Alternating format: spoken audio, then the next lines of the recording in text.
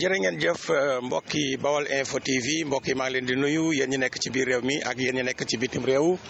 yéen a ngi ci Bawol Info TV Abdou Khadir Seck moo nekk ci kaddu gi di bàyyi ko fii ci dëkk bu sell bi di Touba mbokk yi nag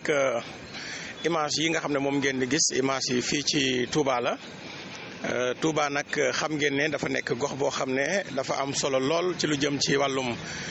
élection ndax électorat bi nga xam ne moom moo nekk ci département Mbacké rawatina fii ci commune bu Touba mbokki nag élection yi askan wi nga xam ne moom laa gis fii ci Touba askan wi élection yi yitteel na leen génn nañu commencé dem ci centre de vote yi li nga xam ne nag moom lañ mën a def ne jàngat élection présidentielle yi passé 2024 ak élection législative yi élection présidentielle yi dafa tombé woon ak koor te bu dee koor la fii ci Touba xam ngeen ne dafay tàng moo tax askan wi surtout mag ñi dañoo xëyoon présidentielle xëy teel ñëw voté si loolu aussi danañ ko comprendre ci élection présidentielle ndax koor gi ni muy demee. élection yi tamit li nga xam ne moom lañ nemmeeku ci centre de vote yi nga xam ne dem nañ fi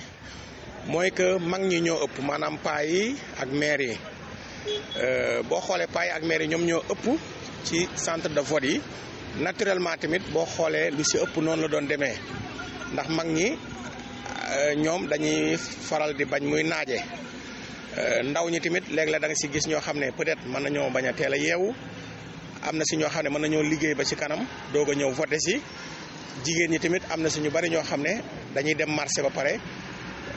doog a dem voté ji am na si ñoo xam ne tamit bu dee ayewuñ mën nañoo xëy teel suba dem voté waaye li nga xam ne daal moom lañ nemmeeku mooy élection yi yitteel na ñi nga xam ne ñooy askan wi. léegi nag fii nga xam ne tey mooy Touba muy gox boo xam ne gox bu mën a voté la waaye war nañ gën a sensibiliser askan wi ngir ñu gën a farataal li nga xam ne mooy voté ñi nga xam ne nag ñooy waa parti Pastef di Ousmane Sonko ñoom bu ngeen xoolee élection locale yële weesu ñoom ki ñu sampoon moo gagné ci département Mbacké ñoom ñu gagné woon fii ci Touba gagné woon ko largement mooy yeeyu askan wi. élection législative ya sa topp tamit yeewi askan wi Ousmane Sonko ñoom gagné woon tamit fi nga xam ne mooy département Mbacké gagné woon Touba largement.